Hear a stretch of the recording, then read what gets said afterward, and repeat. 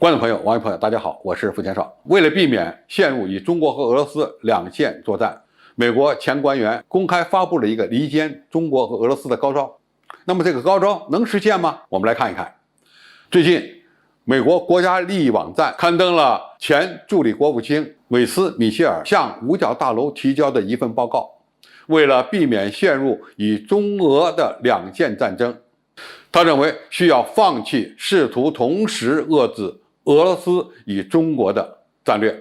这篇文章认为，新冠疫情的蔓延让俄罗斯加深了对中国经济的依赖，而这种依赖性可能会增加俄罗斯担心成为中国附庸的恐惧，这就为美国离间中俄创造了条件。他认为，到2030年的时候，中国的经济规模将是美国的1.5倍到2倍，人口呢将是美国的4倍多。而且呢，北京已经明确地表示，到2049年的时候将拥有一支超过美国的军队。文章认为，中国的崛起让俄罗斯的重要性大大增加。现在的俄罗斯甚至已经在准备对美国发动一场战争。他认为，如果中国在台海采取军事行动，那么俄罗斯就可能在欧洲方向发起策应，这是美国无法承受的。更现实的是，美国的军费规模决定了他无法在未来的冲突中击败2个主要对手，只能更合理的规划击败其中一个对手。这还没有考虑到中国军力的快速增长这一个重要因素。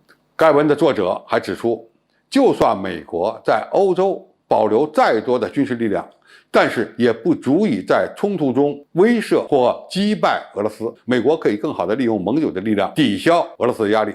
未来，美国将面临3个选择：一是以弱者结盟，集中力量对付强者；二是推迟与强者竞争，集中力量对付弱者；三是选择以2个对手同时竞争。那么现实的情况如何呢？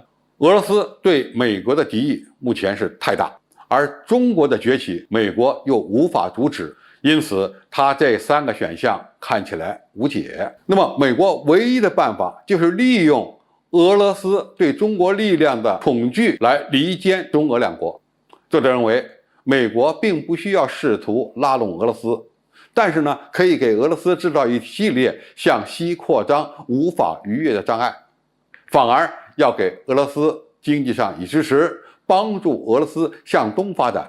日本呢，也应该向俄罗斯的东部投资，让俄罗斯的东部成为国家新的中心。如果俄罗斯把经济重心放在了亚洲地区，就会与中国产生利益冲突，这就是美国离间中俄关系的一个机会。那么他所提出的这种挑拨战略是否合理，是否能够成功呢？首先，俄罗斯很难变成一个亚洲国家，不是美国想改变就改变的，因为俄罗斯的经济重心以及人口重心都在欧洲部分，而不是在亚洲部分。其次，只要美国不改变对俄罗斯的打压政策，那么就不可能真正改善与俄罗斯的关系。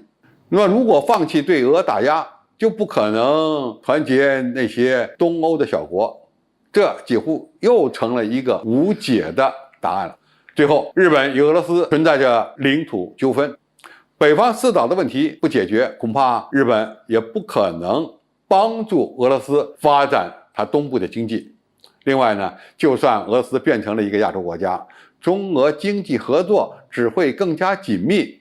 凭什么说他把重心移到亚洲部分就有机会离间中俄呢？这个从道理上也是说不通的。总之，美国想在中国和俄罗斯之间搞离间活动，恐怕还嫩了点。何况米歇尔的这个建议似乎从侧面证明特朗普团队的确有通俄的嫌疑。那么民主党对此建议会有什么样的看法和定论？这个呢，确实是值得我们关注的。好，今天的介绍就到这里，谢谢大家收看。感兴趣的朋友，我们可以在下面的留言区留言交流讨论。我们下期再见。